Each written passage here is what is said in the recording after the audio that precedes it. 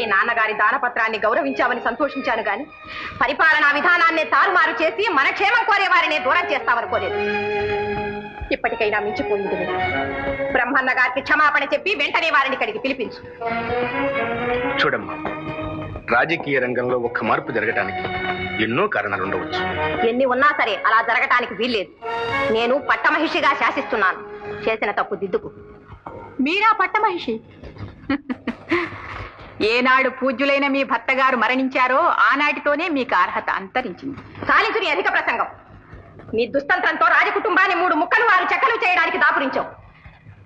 నలగామా, నీ ఎదుటే ఈమె నన్ను ఇంత అవమానపరుస్తుంటే సహించి ఊరుకుంటావా? సత్యమందు ధర్మమందు విశ్వాసమున్నవారు నిర్భయంగా నిజం చెప్పే వ్యక్తిని శిక్షించగలరా అమ్మా? ఓహో, నీకు ఈ నాగుపాము విషం పూర్తిగా తలకెక్కింది. నీ దృష్టి చెదిరిపోయింది. నీ వివేకం నశించింది. మిమ్మల్ని కంటికి రెప్పలా కాపాడిన బ్రహ్మన్న గారినే పరాభవించావు. ఇంకా మాకు మాత్రం గౌరవం దక్కుతుందా? ఈ నాగుపాము పడగ నీడన నా బిడ్డల ప్రాణాలైనా దక్కుతాయా? ఇంకెందుకు, వెంటనే నా పుత్రుడు మలిదేవాదులకు ఏమిస్తావు? ఆ రాజ్యభాగం ఇచ్చి. రాజకీయాలు అర్థం చేసుకోకుండా మీరు ఎంత పరుషంగా మాట్లాడినా నేను ఎదురు చెప్పలేను. అమ్మా, ఇదే మీ తుది నిర్ణయమా? అవును. బ్రహ్మన్న మంత్రి లేని నీ ఆశ్రయంలో నేను నా బిడ్డలు ఒక క్షణం కూడా ఉండలేవు. అయితే మాచర్ల రాజధానిగా అందుకు సంబంధించిన రాజ్యభాగాన్ని మా సోదరులు పరిపాలించుకోవచ్చు.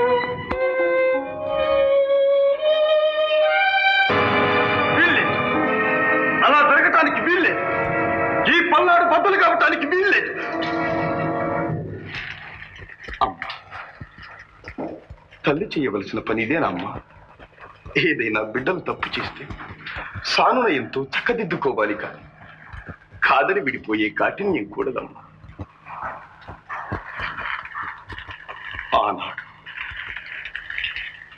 ఆనాడు పూజ్యులైన అనుగురాజు గారికి ఇచ్చిన మాట కోసం ఈ పల్నాటి సీమను అఖండంగా ఆదర్శవంతంగాను తీర్చిదిద్దాలని ఇన్నాళ్లుగా నేను చేసిన తపస్సంతా వృధా చేస్తారా తల్లి? ఇది అధర్మమమ్మా. ఏది అధర్మం? నా కళ్ళ ముందే నా బిడ్డల్ని చంపుతూ ఉంటే చూస్తూ ఊరుకోవడం ధర్మం అంటారా? పదవులు పోయి పరువులు పోయి ఆ నాగమ్మ అడుగులకు మడుగులొత్తుతూ బానిసల్లా పడి ఉండటం ధర్మం అంటారా? చెప్పండి బ్రహ్మన్న గారు. అది కాదమ్మా. ఈ పల్నాటి విభజన ఎంత భయంకరమైనదో ఊహించారు.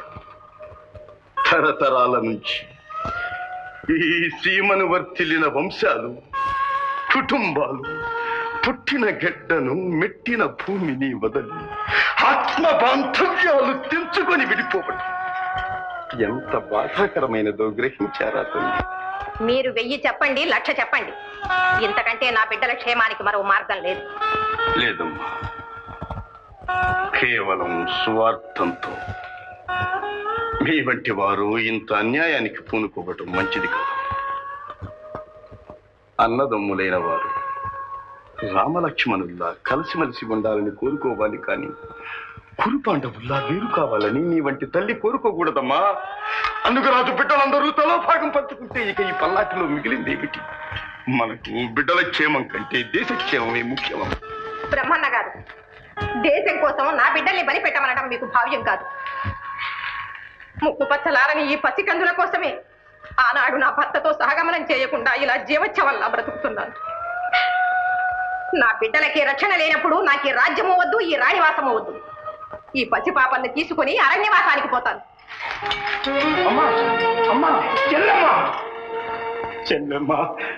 మనసులు విరిగాక మనుషులు కలిసి ఉండటం సాధ్యం కాదన్నయ్యా. నాకు అడ్డు చెప్పకండి. అమ్మా, పంతాలకు పోయి పల్నాడు పంచుకుంటే ప్రజలు కష్టాల పాలవుతారు, అవకాశవాదులు విజృంభిస్తారు. ఇది పాలకులకు క్షేమం కాదమ్మా. అమ్మా, మాకు అనుగురాజు బిడ్డలందరూ ఒకటి. అందుకే ఆనాడు నా భర్తకిచ్చిన మాట నిలుపుకోమంటున్నాను.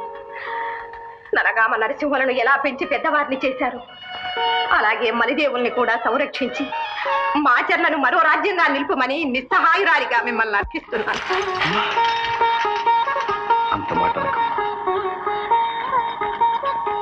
ఆ చెన్నకేశవుల కృప ఎలా ఉంటే ఎలా జరుగుతుంది.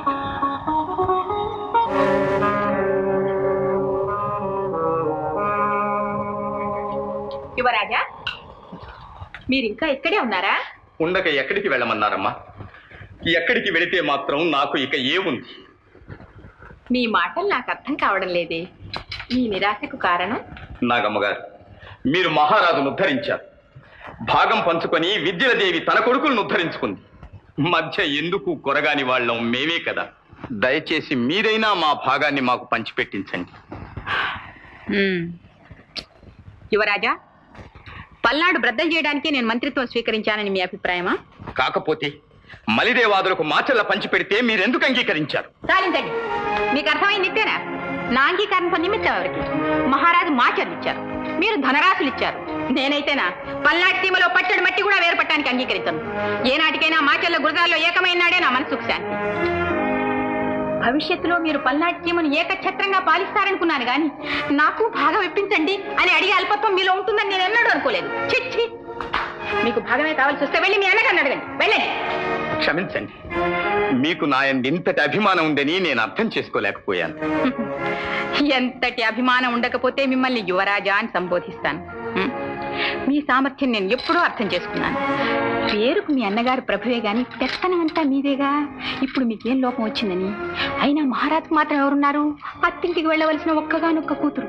ఆ తర్వాత ఈ పల్నాడు రాజ్యం అంతా మీదే కదా యువరాజా. అవునమ్మా, మీ మనోభావం నాకిప్పుడు అర్థమైంది. ఇక మీ ఆజ్ఞ శిరాక్షరంగా పాటించి శిరస వహించకపోతే నా పేరు నరసింహరావు.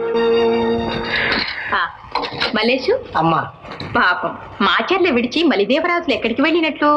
తమ గోగణాలని తరలించుకొని మండాదడవులు పట్టారమ్మా. అంతేనా విశేషాలు? అంతేకాదమ్మా, రాజకుటుంబాన్ని పరివారాన్ని మండాదడవుల్లో వదిలి బ్రహ్మన్న గారు మరికొందరు పెద్దలు కలిసి ఎక్కడికో వెళ్ళారమ్మా. ఓహో, సరే, ఇక నువ్వు వెళ్ళి బడలిక తీర్చుకో. చెత్త సెలవు. వీరభద్ర,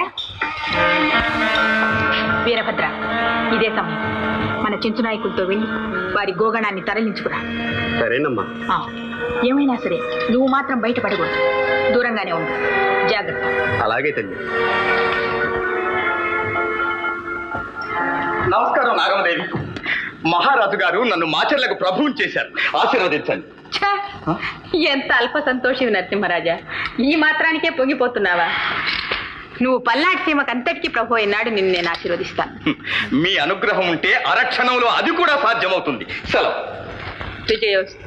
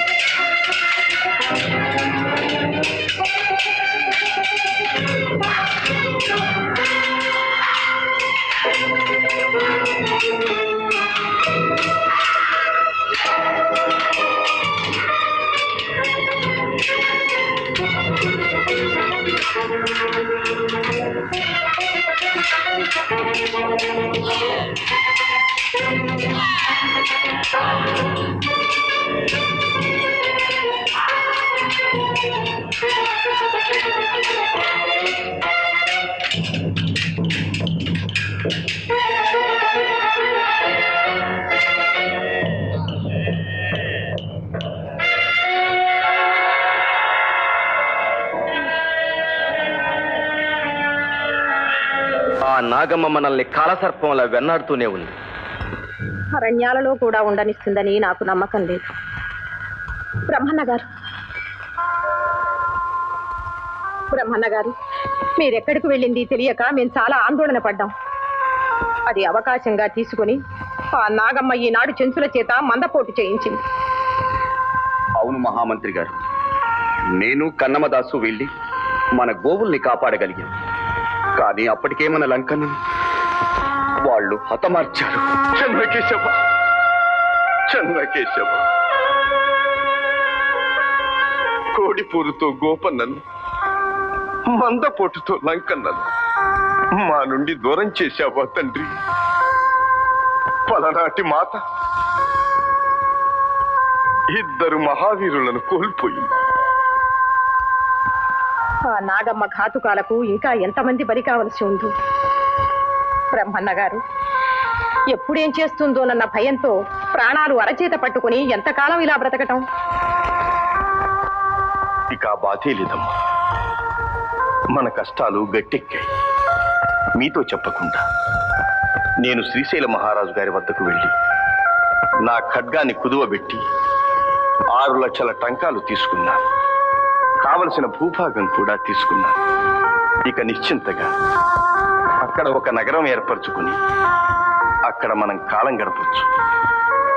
నాయన గారు, మీ రుణం జన్మ జన్మాలకు తీర్చుకోలేదు.